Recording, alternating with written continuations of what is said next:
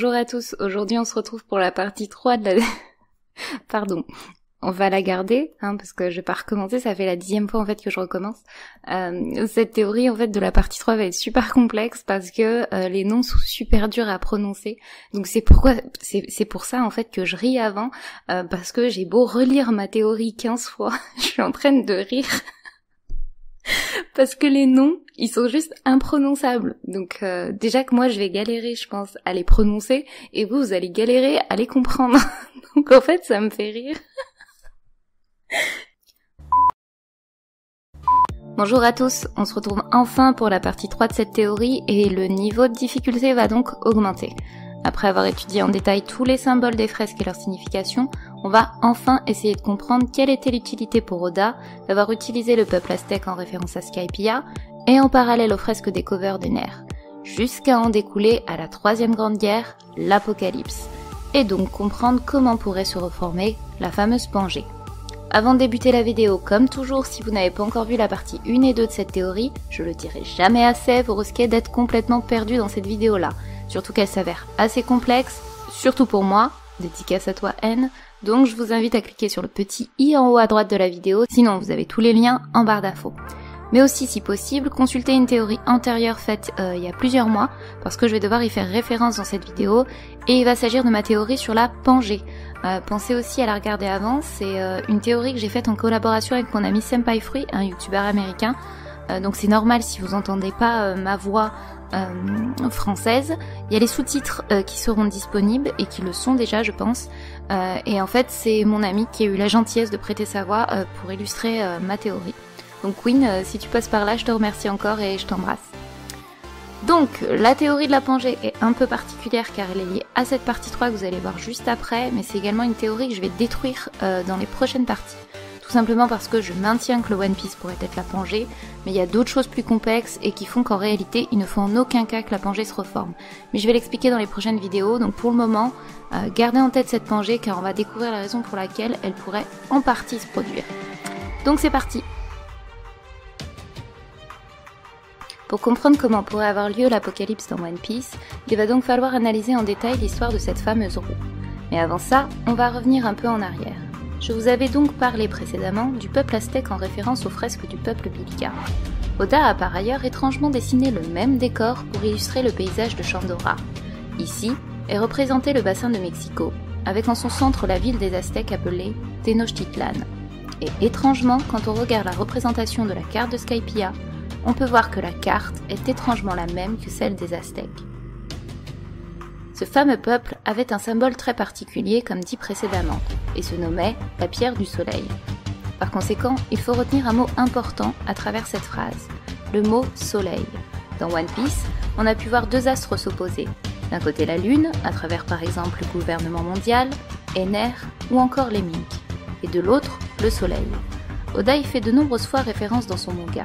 Par exemple, on peut citer pour les plus connus les pirates du soleil. Mais pas seulement. Oda insiste très souvent sur le symbole du soleil et tout particulièrement en créant une métaphore lors de la libération d'un peuple. Comme si le soleil était le pouvoir du bien, en somme la lumière, ayant vaincu les ténèbres, c'est-à-dire la lune.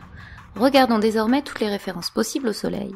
L'île des hommes poissons voulant voir le véritable soleil, car vivant grâce à la seule lumière offerte par l'arbre d'Ève. Skypiea, priant le dieu soleil.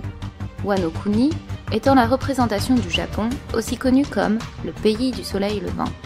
L'arc Thriller Bark, où le soleil ne devait jamais se lever par peur de disparaître en fumée. Chez les géants, la fin du solstice d'hiver est marquée par la renaissance du soleil.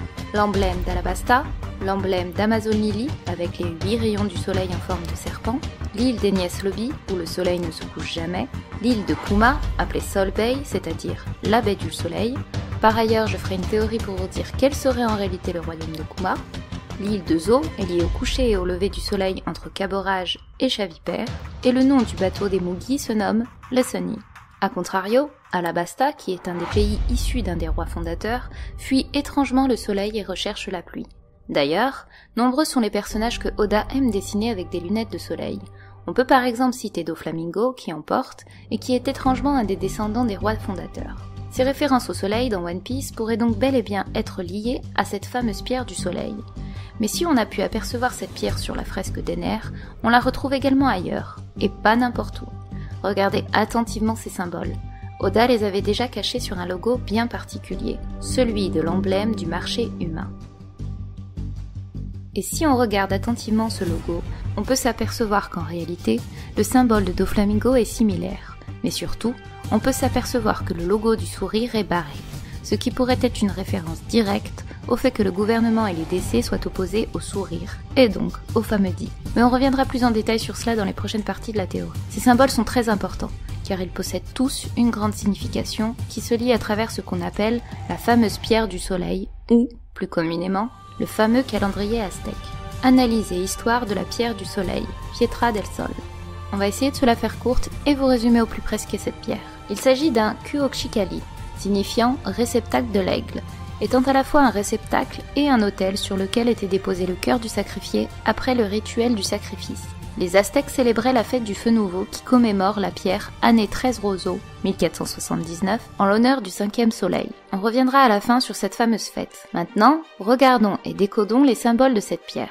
Elle est composée de 8 cercles liés à la cosmogonie aztèque. Le premier cercle que vous voyez contient la tête centrale du dieu soleil Tonatiuh, tenant dans sa bouche un silex. Le deuxième cercle représente les 4 précédents soleils, ceux auxquels on va s'intéresser dans cette théorie. Le troisième cercle représente les 20 glyphes des jours. Le quatrième cercle représente les 260 jours de l'année sacrée, 52 cases de 5 points.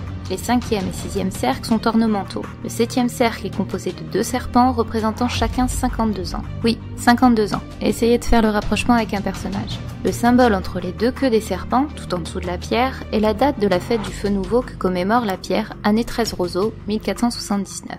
Cette pierre est donc symbolisée pour la cérémonie aztèque du feu nouveau. Elle était célébrée en l'honneur du dieu, car les Aztèques croyaient que le monde était en danger et craignaient que les divinités stellaires, les Tzitzimim, ne descendent détruire le monde, d'où le 5e soleil. Les éléments les plus importants sont les cercles centraux. On va donc essayer de les décomposer et comprendre le lien avec One Piece. Ces cercles centraux représentent la légende des 5 soleils.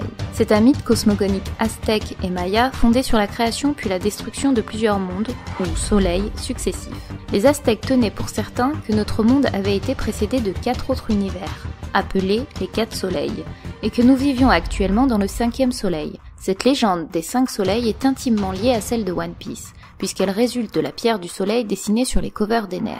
Mais vous allez comprendre pourquoi ce n'est pas qu'un simple dessin et qu'il pourrait nous révéler les origines des différents peuple de One Piece. Comme dit précédemment, les glyphes du 2e cercle de la pierre représentent les 4 soleils.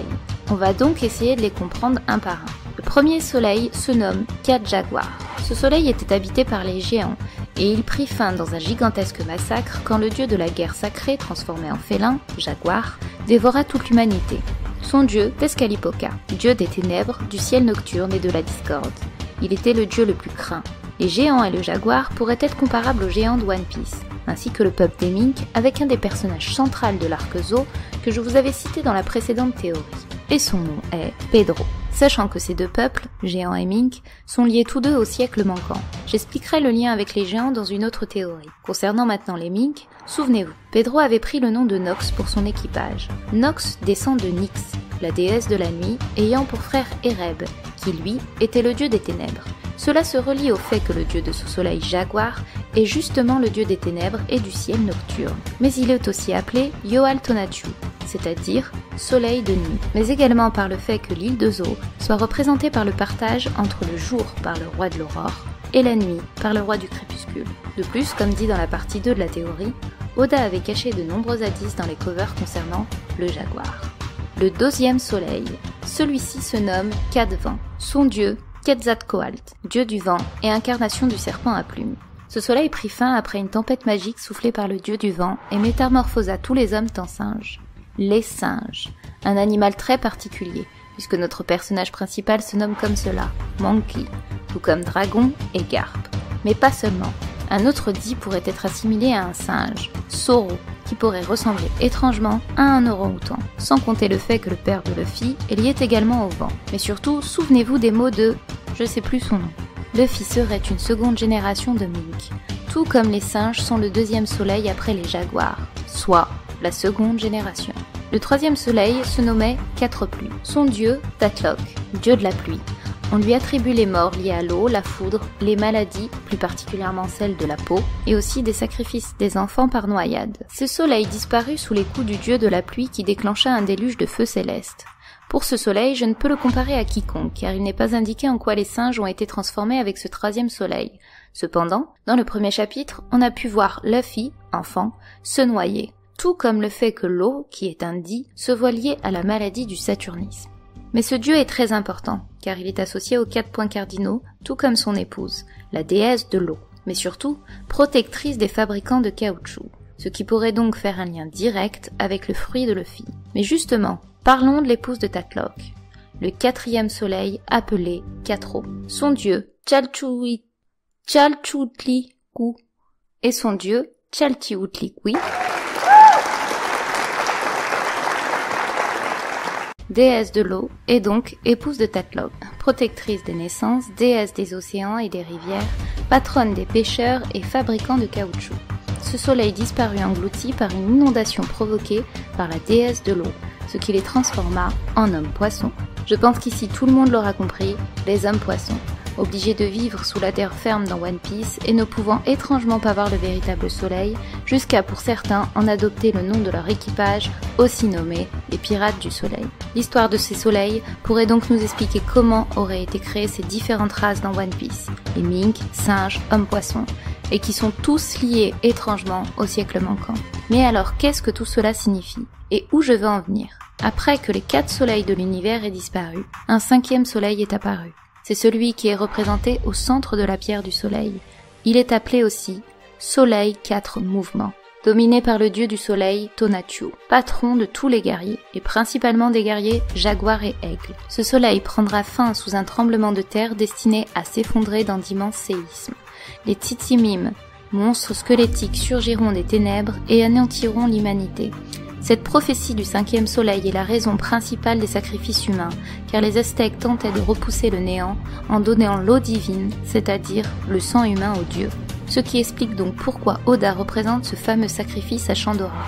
Ce 5e soleil pourrait donc être le soleil actuel de One Piece, en somme, la 3e grande guerre finale. Après celle de Marineford, qu'on pourrait considérer dans notre monde actuel comme la première guerre mondiale en somme, celle dans l'arc actuel avec Rêverie pourrait donc être la Seconde Guerre mondiale, et donc la 3e grande guerre ultime, la prophétique, celle de la fin de One Piece, créant donc ainsi l'Apocalypse. Cette grande guerre cataclysmique sera en l'honneur de la libération du peuple, s'affrontant alors le pouvoir du gouvernement mondial face au peuple. On retrouvera alors chaque personnage et peuple que les Mugiwara auraient rencontré. Tous participeront à l'opposition. Nous verrions toutes les flottes des Mugiwara avec par exemple la flotte d'Usopp, composée principalement de ceux qui le considèrent comme un dieu, c'est-à-dire des géants, des Tontatta, des habitants de Skypiea, etc. La flotte de Sanji, accompagnée de ses frères et sœurs, etc., etc. Mais je ferai une théorie spéciale avec toutes les flottes des Mugiwara et bien plus détaillée, et tout particulièrement la flotte de Luffy, qui pourrait vraiment envoyer du très lourd selon moi. La bataille finale débutera alors. Elle pourrait très probablement se dérouler à Marijois, car cette terre étant appelée la Terre Sainte. Mais surtout, les hommes-poissons se trouvent en dessous. Marijois serait alors détruite et par la même occasion, l'île des hommes-poissons. L'Apocalypse jaillira, tout explosera et sera détruit par cette grande guerre. Des séismes, des tsunamis jailliront entraînant alors la fin du monde. Mais surtout, cet apocalypse servira à remettre le monde en place, que tout soit sur une même base, c'est-à-dire ce que je vous expliquais dans la théorie de la Pangée. Car jusqu'à présent, il y a 2 océans. Les animaux sont mi-lapins, mi-serpents. Les terres sont en hauteur, sous la mer, sous des coups d'éclairs, etc. Mais alors comment et quelle serait donc l'utilité des armes antiques? Est-ce les armes antiques qui détruiraient la Terre?